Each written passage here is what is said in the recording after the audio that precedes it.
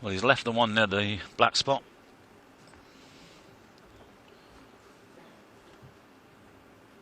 And Mark could, well, could take this on and just come off the pack down for the blue. He doesn't tend to refuse these. And he's got a bit to do at the moment.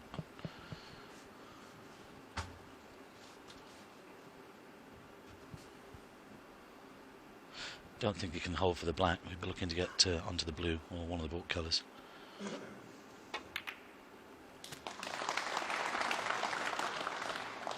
One.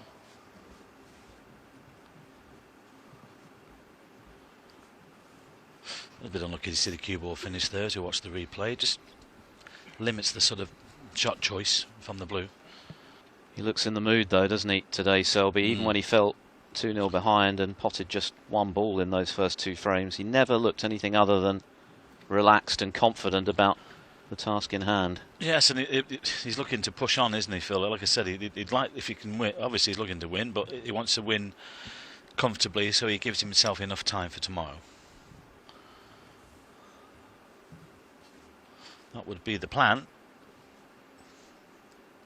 But he knows how good Stuart Bingham is, and he knows that if he opens the door to him, he'll definitely come back at him.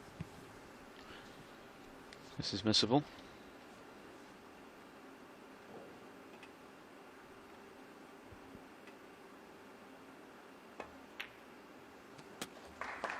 Right in the heart of the pocket.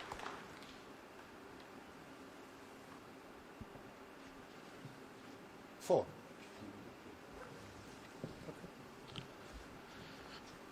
Spotted a bit of dust on the object ball, so Jan Verhaas giving it a polish.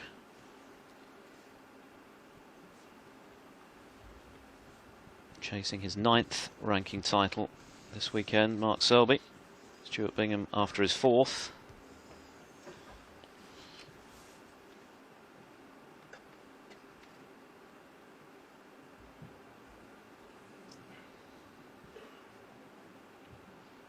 Were he to win this weekend, that will put him level in the all-time list with John Parrott, one behind Jimmy White.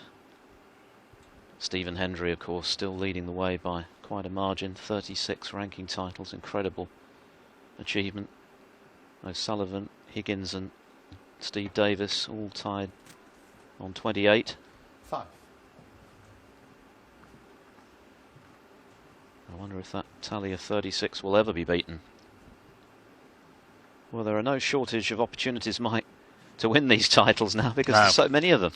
Absolutely. And you look at Michael Holt, who's done well this week as well, and he lost to Stuart yesterday, and you know, the disappointment losing the quarterfinals, but of course he's involved in the Invitational next week, so you know, something to look forward to just about nearly every week now with the calendar so full.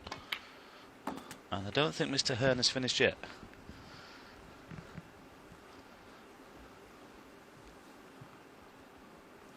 So you know, they're hopping off one plane and shut onto another one. Yeah, must keep one foot on the floor at all times. Nicely played. I'll tell you what, I don't know, the manufacturers of this cloth, Jones UK and all that, I don't know where they've got this cloth from, Phil, but it's absolutely beautiful, isn't it? The table was recovered yesterday for the semi-finals, well, day before, sorry, and it's just been so fast and very responsive. The tables have played beautiful. Even by modern day standards, conditions have been lightning. That was a very delicate touch, wasn't it, by Selby to retain position. Yeah. And not so much the bed, I just think sometimes when you recover the cushions it can soften them a little bit, but they're still as responsive as they have been all week. 19. And there's been no complaints from the players with the playing conditions, so the fitters have done a marvellous job to put these tables together. Played really well. The best I've seen for some time.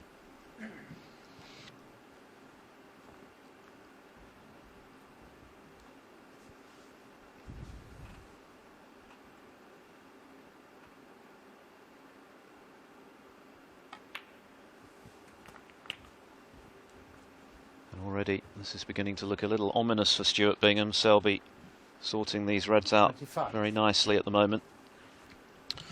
Noticeable as well that his tempo around the table has just slowed slightly, giving himself some thinking time. He wants to make this opportunity count. And you've got to feel, Phil, if it goes to 7 and then it goes to 8, can't really see Stewart coming back from there.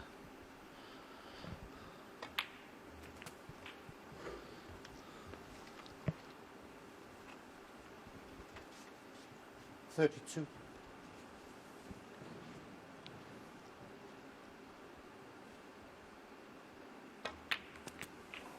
33.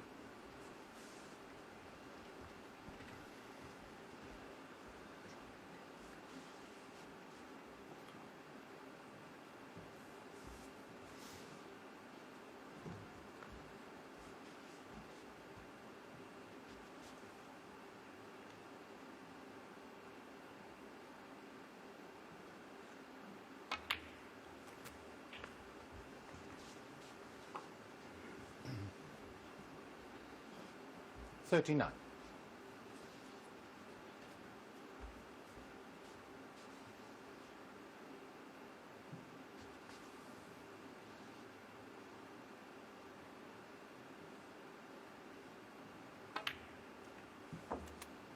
$40.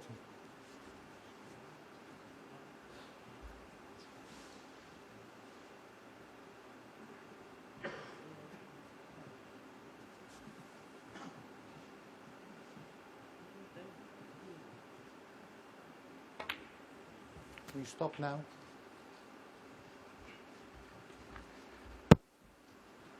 Yeah, perhaps having to constantly remind some members of the audience 46. to stop moving around or stop using phones or their cameras. Yeah, I think there was a couple of chatting away there while Mark was on the pink. 46 points in front, but a clear opportunity here for Selby to make it 7-3. And that would be his 7th frame out of 8.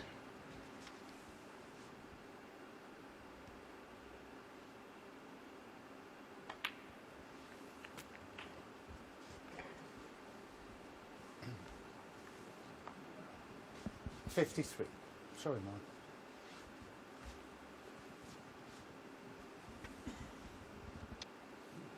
Sit still, sit still.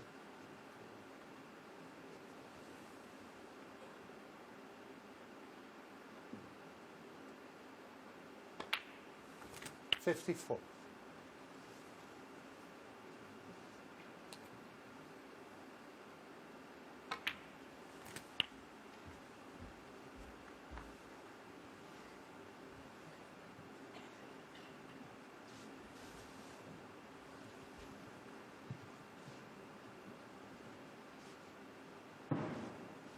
Thank you. 61.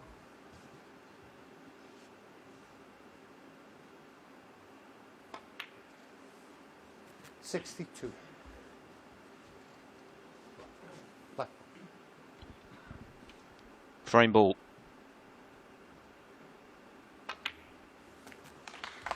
And this has been immaculate from Selby. He's not looked like making a mistake.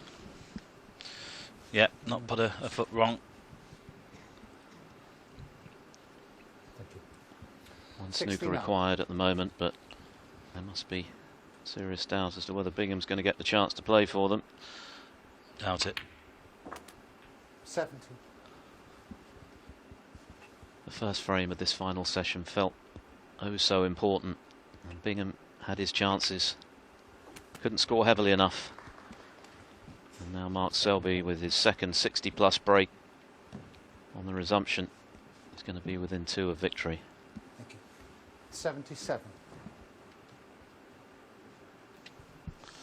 Well, talking about Stewart making centuries up to 300, Mark can make one here. 78. He has had one today as well, the first session, so he's up to 433. Roll reversal for the pink and black. That took the pressure off Jan. 85. I'll put it on the spot now. Well, that man's got a lot to think about and a lot to do. 86. Well, he's got the awkward one out the way. Mentioned earlier that Bingham has joined the 300 club today, but the 400 club is a very exclusive one. Just 7 players have made 400 centuries or more. 92. Ronnie O'Sullivan, an incredible 829. Well, the question is still there. Will he go past the 1,000 mark? I think if he keeps playing for the next 2 or 3 years, I think he will. 93. And this has been as impressive a performance from Selby as I've seen this season. He really has looked razor sharp. Very eager for a 9th ranking title. There's another century break to add to the roster. It's going to take something quite extraordinary for Bingham to turn this around.